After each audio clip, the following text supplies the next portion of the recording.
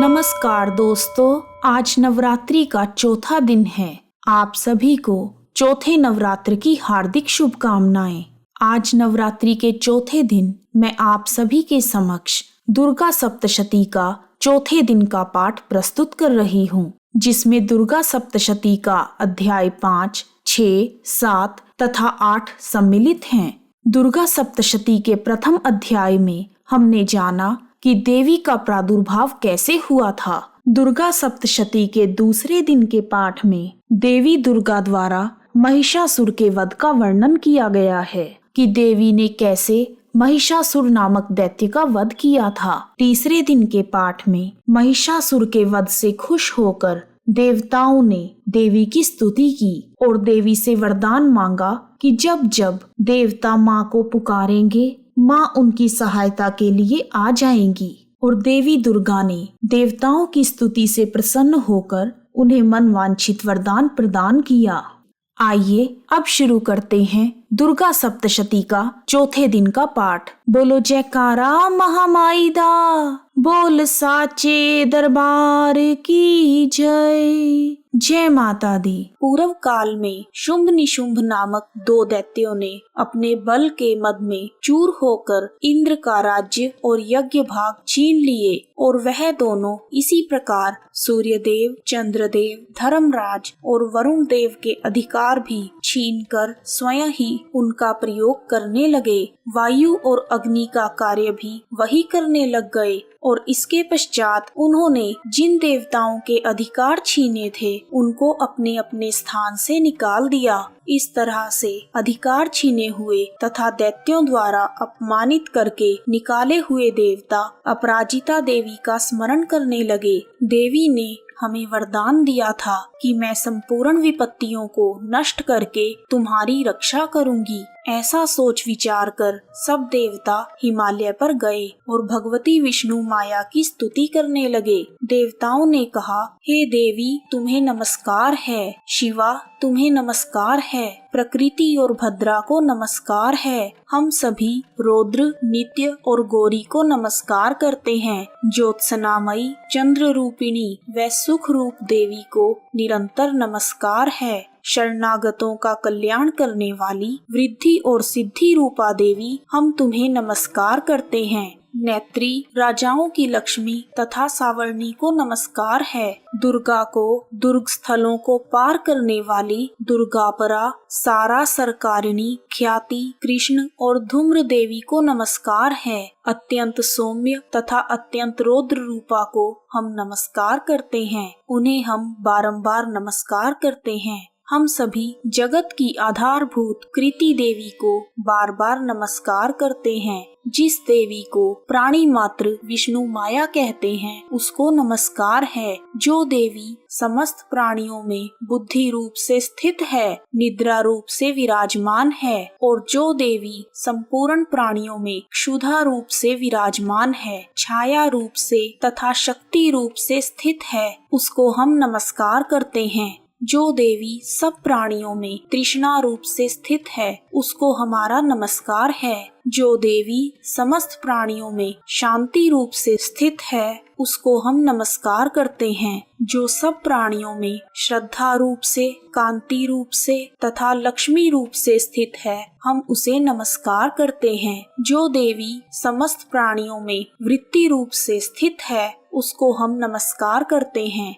जो देवी समस्त प्राणियों में समृद्धि रूप से स्थित है उसको हम नमस्कार करते हैं। जो देवी समस्त प्राणियों में दया रूप से, तुष्टि रूप से तथा मातृ रूप से स्थित है उसे हम नमस्कार करते हैं। और जो देवी सब प्राणियों में भ्रांति रूप से स्थित है और सब प्राणियों में नित्य व्याप्त रहती है उसको हम नमस्कार करते हैं। हे देवी तुम्हें हमारा बारंबार नमस्कार है। पूर्व काल में देवताओं ने अपने अभीष्ट फल पाने के लिए जिसकी स्तुति की है वह कल्याण की साधन भूता ईश्वरी हमारा कल्याण और मंगल करे तथा सारी विपत्तियों को नष्ट करे। असुरों के सताए हुए संपूर्ण देवता उस आदि शक्ति परमेश्वरी को नमस्कार करते हैं। तथा जो भक्ति पूर्वक स्मरण किए जाने पर तुरंत ही सब विपत्तियों को नष्ट कर देती है, वह जगदम्बा इस समय हमारा भी मंगल करे और हमारी समस्त विपत्तियों को दूर करे।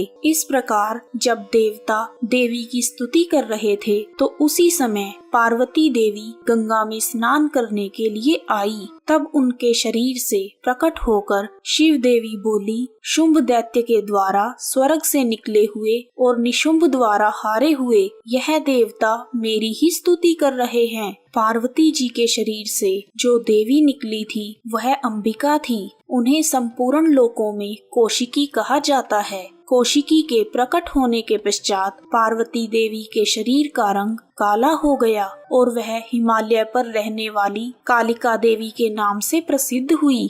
फिर शुंभ और निशुंभ के दूत चंडमुंड वहां आए और उन्होंने परम मनोहर रूप वाली अंबिका देवी को देखा।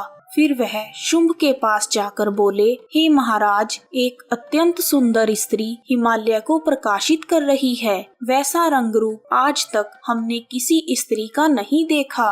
हे असुरेश्वर, आप यह पता लगाएं कि वह कौन है और उसे कैसे पाया जा सकता है। वह स्त्री स्त्रियों में हीरा है। वह अपनी कांति से 10 दिशाओं को प्रकाशित कर रही है, इसलिए आपका उसे देखना अत्यंत उचित है। हे प्रभु, तीनों लोकों के हाथी, घोड़े और मणि इत्यादि जितने भी रत्न हैं, वह सब इस समय आपके महल में शोभायमान हैं। हाथियों में रत्न रूपी ऐरावत हाथी और उच्च श्रवा नामक घोड़ा आप इंद्र से ले आए हैं। हंसों द्वारा जुता हुआ विमान जो कि ब्रह्मा जी के पास था, वह भी अब आपके पास है। और यह महापद्म नामक खजाना आपने कुबेर से छीन लिया है। समुद्र ने आपको सदा खिले हुए फूलों की किंजलिकनी नामक माला दी है। वरुण देव का स्वर्ण वर्षा करने वाला छत्र भी आपके पास है। रथों में श्रेष्ठ प्रजापतिक रथ भी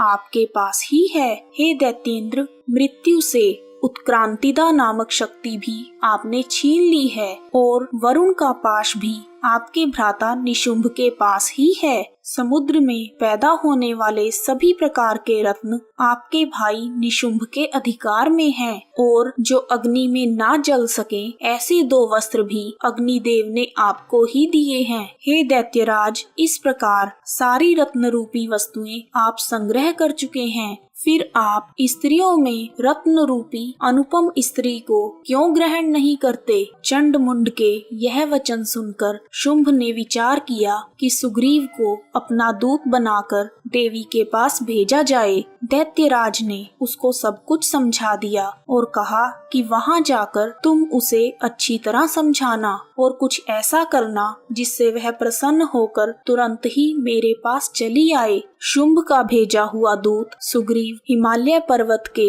उस रमणीय भाग में जा पहुंचा जहां अंबिका देवी थी। सुग्रीव ने देवी से कहा, हे देवी, दैत्यराज शुंभ जो इस समय तीनों लोकों के स्वामी हैं, मैं उनका दूत हूँ। संपूर्ण देवता उनकी आज्ञा एक स्वर में मानते हैं। अब जो कुछ उन्होंने आपके लिए संदेश भेजा है वह सुनिए। दूत ने कहा, इस समय संपूर्ण त्रिलोकी मेरे वश में है और संपूर्ण यज्ञों के भाग भी मैं अलग अलग लेता हूँ। तीनों लोकों में जितने श्रेष्ठ रत्न हैं वह सब मेरे पास ही हैं। हे सुंदरी, इनके अतिरिक्त जो भी रत्न देवताओं के पास थे वह सब मेरे पास हैं। मैं तुम्हें संसार की स्त्रियों में रत्न मानता हूँ क्योंकि रत्नों का उपभोग करने वाला मैं ही हूँ। हे चंचल कटाक्षों वाली सुंदरी, अब मैं यह तुम पर छोड़ता हूँ कि तुम मेरे अथवा मेरे भाई निशुंभ की सेवा में आ जाओ। यदि तुम मुझे वरोगी तो तुम्हें अतुल महान ऐश्वर्य की प्राप्ति होगी। अतः तुम अपनी बुद्धि से विचार करके चली आओ। दूत के ऐसा कहने पर संपूर्ण जगत का कल्याण करने वाली भगवती दुर्गा मंद मंद मुस्कुराई और कहने लगी, हे दूत, जो कुछ तू कह रहा है वह सत्य है, इसमें कोई भी झूठ नहीं है। शुंभ इस समय तीनों लोकों का स्वामी है और निशुंभ उसी की तरह पराक्रमी है, किंतु इसके संबंध में मैं जो प्रतिज्ञा कर चुकी हूँ उसे कैसे झुठला सकती हूँ। अतः मैंने जो प्रतिज्ञा की है उसे सुनो। जो मुझे युद्ध में जीत लेगा और मेरे अभिमान को खंडित करेगा तथा बल में मेरे समान होगा, वही मेरा स्वामी होगा। इसलिए शुंभ और निशुंभ यहाँ आए और युद्ध में जीतकर मुझसे विवाह कर लें। इसमें भला देर की क्या जरूरत है। दूत ने कहा, हे देवी, तुम अभिमान में भरी हुई हो, मेरे सामने ऐसी बातें ना करो। त्रिलोकी में मुझे तो ऐसा कोई नहीं दिखता जो शुंभ और निशुंभ के सामने ठहर सके। जब अन्य देवताओं में से कोई भी शुंभ व निशुंभ के सामने युद्ध में नहीं ठहर पाया, तो फिर तुम जैसी स्त्री उनके सामने रणभूमि में कैसे ठहर सकेगी। तुम मेरा कहना मानकर उनके पास चली जाओ, नहीं तो जब वह तुम्हें केश पकड़कर घसीटते हुए ले जाएंगे तो तुम्हारा गौरव नष्ट हो जाएगा। इसलिए मेरी बात मान लो। देवी ने कहा, जो कुछ तुमने कहा ठीक है। शुंभ और निशुंभ बड़े बलवान हैं, लेकिन मैं क्या कर सकती हूँ। मैं बिना विचारे प्रतिज्ञा कर चुकी हूँ। इसलिए तुम जाओ और मैंने जो कुछ कहा है वह सब आदर पूर्वक दैत्यराज से कह दो। इसके पश्चात जो वह उचित समझे वह करें। देवी की बात सुनकर शुंभ का दूत क्रोध से भर गया और वह क्रोधित होकर असुरेंद्र के पास पहुंचा और सारा वृतांत उन्हें कह सुनाया। दूत की बातें सुनकर शुंभ के क्रोध की सीमा न रही और उसने अपने सेनापति धूम्रलोचन से कहा, धूम्रलोचन, तुम अपनी सेना सहित शीघ्र ही वहां जाओ और उस दुष्टा के केशों को पकड़कर उसे घसीटते हुए यहाँ लेकर आओ। यदि उसकी रक्षा के लिए कोई दूसरा खड़ा हो, चाहे वह देवता, यक्ष अथवा गंधर्व ही क्यों ना हो, उसको वहीं मौत के घाट उतार देना। शुंभ के इस प्रकार आज्ञा देने पर धूम्रलोचन 60,000 राक्षसों की सेना लेकर वहां पहुंच गया और देवी को देखकर ललकार कर कहने लगा, अरे दुष्टा, तू अभी शुंभ और निशुंभ के पास चल। यदि तू प्रसन्नता पूर्वक मेरे साथ चलेगी तो तेरे लिए ही अच्छा है, नहीं तो मैं तेरे केशों को पकड़कर घसीटता हुआ तुझे ले चलूंगा।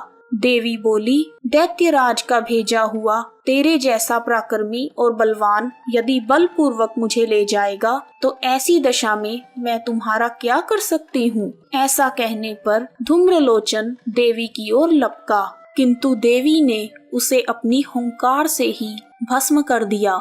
यह देखकर असुर सेना क्रोधित होकर देवी की ओर बढ़ी, परंतु अंबिका ने उन पर तीखे बाणों, शक्तियों तथा फरसों की वर्षा आरंभ कर दी। इतने में देवी का वाहन भी अपनी ग्रीवा के बालों को झटकता हुआ तथा गर्जना करता हुआ राक्षस सेना पर कूद पड़ा। उसने कई असुर अपने पंजों से, कई अपने जबड़ों से और कई को धरती पर पटक कर अपनी दाढ़ी से घायल करके मार डाला। उसने अपने नखों से कई असुरों के पेट फाड़ दिए और कई असुरों का तो केवल थप्पड़ मारकर ही सिर धड़ से अलग कर दिया। इस प्रकार देवी के उस महाबलवान सिंह ने क्षण भर में ही असुर सेना को समाप्त कर दिया। शुंभ ने जब यह समाचार सुना, देवी ने अति पराक्रमी तथा बलवान धूम्रलोचन को मार डाला है और उसके सिंह ने समस्त असुर सेना का संहार कर दिया, तब उसको बड़ा ही क्रोध आया।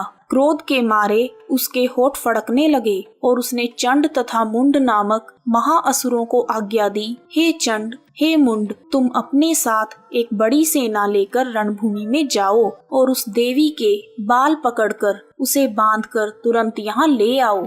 यदि उसको यहाँ लाने में किसी प्रकार का संदेह हो तो अपनी सेना सहित उससे लड़ते हुए उसको मार डालो, और जब वह दुष्टा तथा उसका सिंह दोनों मर जाएं, तब उन दोनों को बांधकर यहाँ ले आना। दैत्यराज शुंभ की आज्ञा पाकर चंड और मुंड चतुरंगिनी सेना को साथ लेकर अस्त्रों और शस्त्रों से सुसज्जित होकर देवी से युद्ध करने के लिए चल दिए। हिमालय पर्वत पर पहुंचकर उन्होंने आदि शक्ति भवानी को देखा।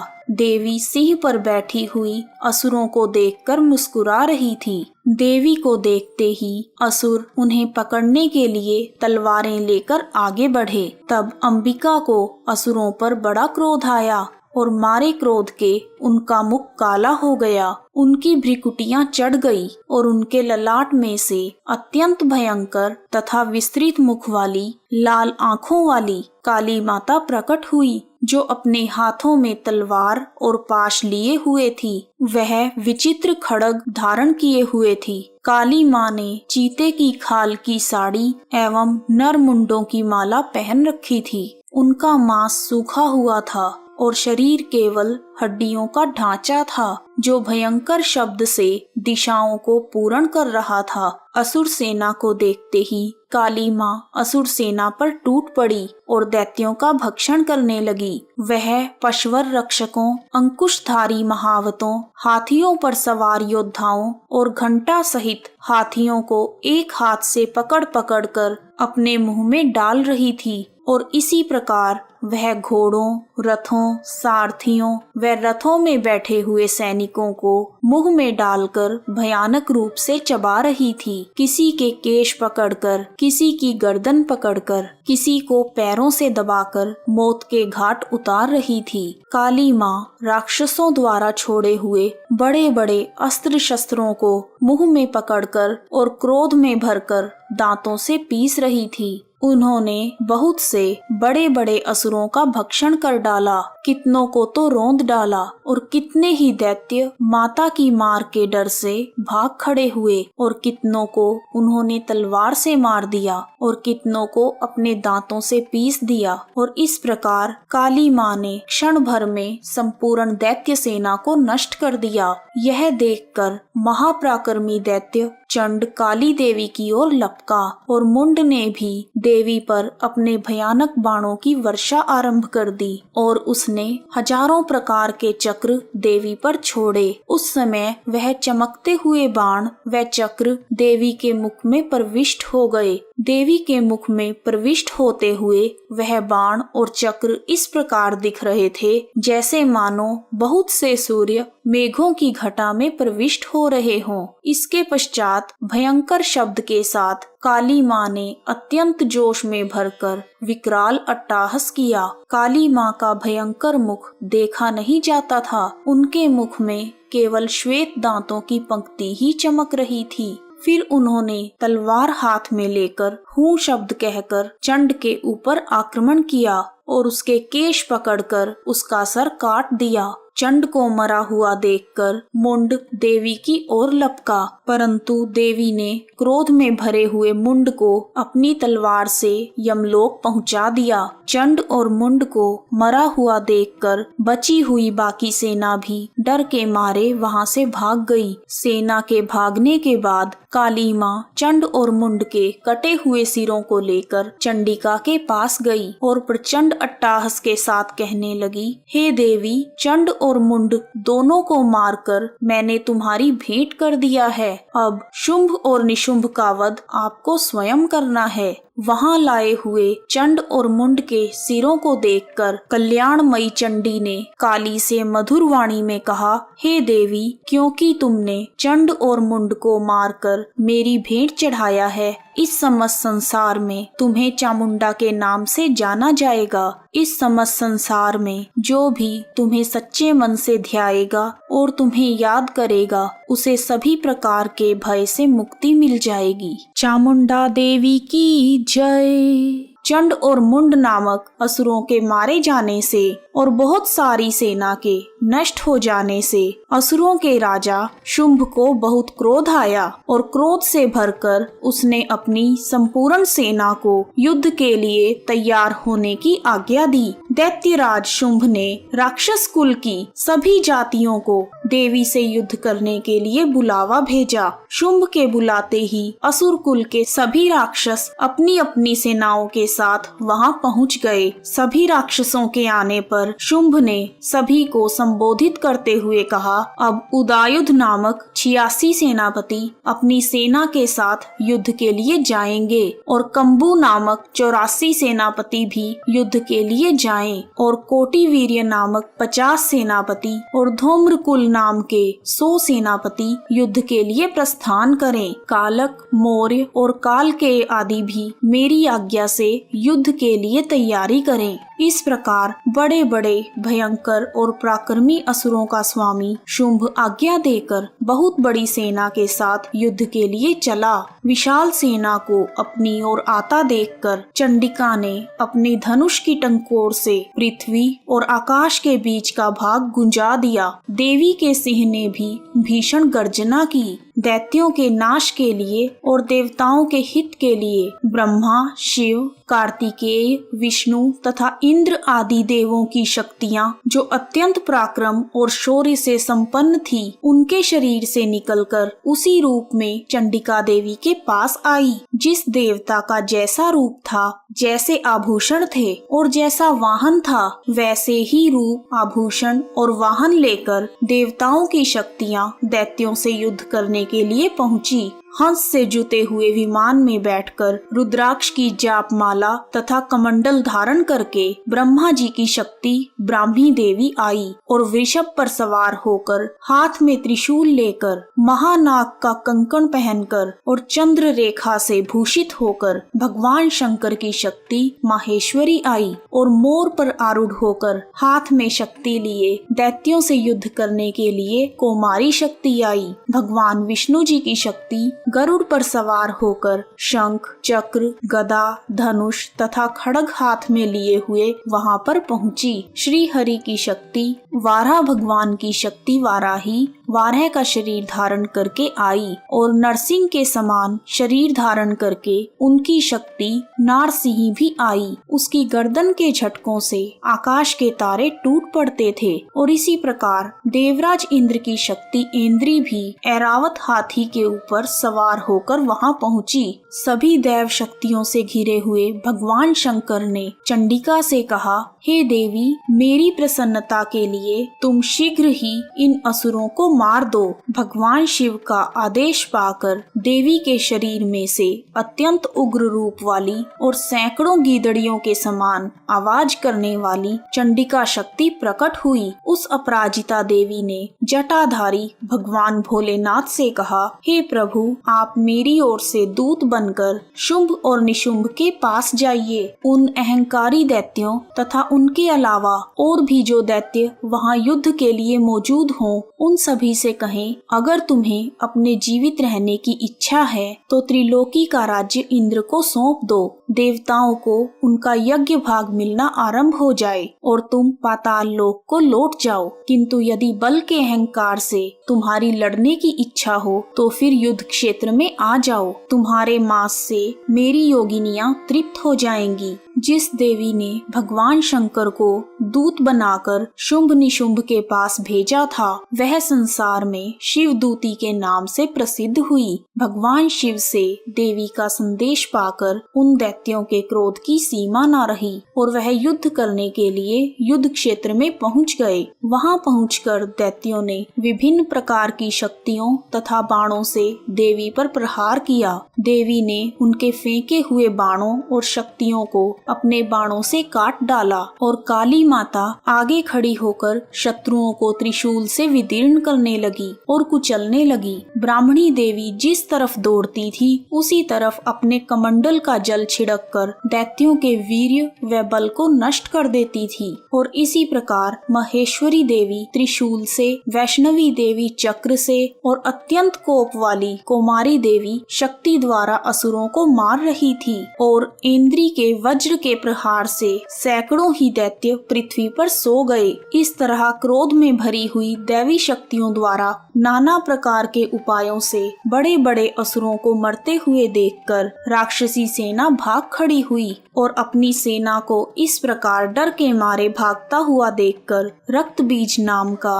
महापराक्रमी राक्षस क्रोध में भरकर युद्ध के लिए आगे बढ़ा। उसके शरीर से रक्त की बूंदें पृथ्वी पर जैसे ही गिरती थी, तुरंत वैसे ही शरीर वाला तथा उतना ही बलवान दैत्य पृथ्वी पर उत्पन्न हो जाता था। रक्त बीज गदा हाथ में लेकर इंद्री के साथ युद्ध युद्ध करने लगा। जब इंद्री ने अपने वज्र से उसको मारा तो घायल होने के कारण उसके शरीर का बहुत सा रक्त बहने लगा और उसकी प्रत्येक बूंद से उसके समान ही बलवान तथा महापराक्रमी अनेकों दैत्य भयंकर रूप से प्रकट हो गए। वह सब दैत्य रक्त बीज के समान ही बलवान तथा तेजवान थे। जब इंद्री के वज्र के प्रहार से उसके मस्तक पर चोट लगी तो रक्त और भी बहने लगा और उससे हजारों ही पुरुष उत्पन्न हो गए। क्रोध में भरकर उस महादैत्य ने सब देवी शक्तियों पर अलग अलग गदा से प्रहार किया और माताओं ने भी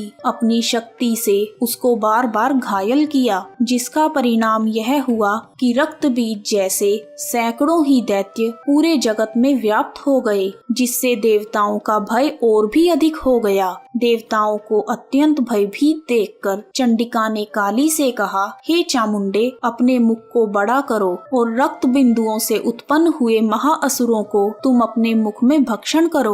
इस प्रकार रक्त बिंदुओं द्वारा उत्पन्न हुए महादैत्यों का भक्षण करती हुई तुम रणभूमि में विचरण करो। इस प्रकार रक्त क्षीण होने से यह दैत्य नष्ट हो जाएगा। तुम्हारे भक्षण के कारण अन्य दैत्य प्रकट नहीं होंगे। चंडिका देवी ने काली माँ से ऐसा कहने के बाद रक्त बीज पर अपने त्रिशूल से प्रहार किया और काली देवी ने अपने मुख में उसका रक्त ले लिया। तब उसने गदा से चंडिका पर प्रहार किया। रक्त बीज के प्रहार का चंडिका देवी पर कोई असर न हुआ, किंतु रक्त बीज के शरीर से बहुत सा रक्त बहने लगा और उसके गिरने के साथ ही काली देवी ने उसे अपने मुख में ले लिया। काली माँ के मुख में उस रक्त से जो असुर उत्पन्न हुए उनको माँ ने भक्षण कर लिया और रक्त को पीती गई। उसके बाद देवी ने रक्त बीज को वज्र, बाण, खड्ग आदि से मार डाला। अनेक प्रकार के शस्त्रों से मारा हुआ और खून से वंचित